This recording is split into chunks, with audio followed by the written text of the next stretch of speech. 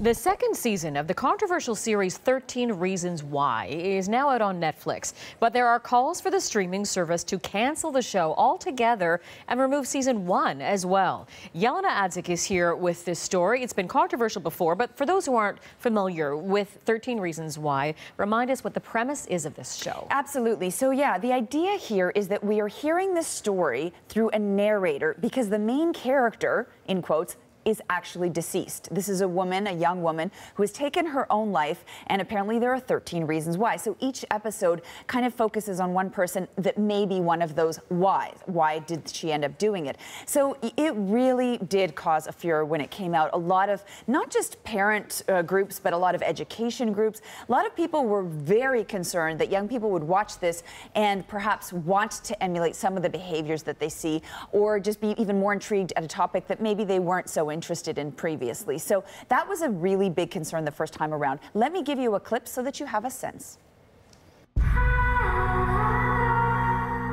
It felt like this whole thing was going to be over.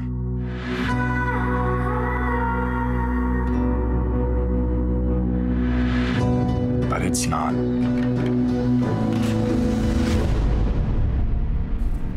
Okay, so there you get a little bit of a snippet, because what happens as we progress to season 2 is that while season 1 really focused mostly about suicide, season 2 is turning a corner into gun violence. And so much so, in fact, that they decided to cancel the premiere that they had planned recently. This is in the wake of the Santa Fe shooting. And they decided that they said, quote, "Our hearts are with the victims of that high school shooting and with all victims of gun violence." Netflix said this in an official statement. "In light of today's tragedy," that was when it happened, "we are canceling the 13 Reasons Why season 2 premiere tonight." But as I say, the show did go on Netflix itself. And so now we have various groups, especially some conservative groups, are calling for both seasons to be absolutely canceled on Netflix.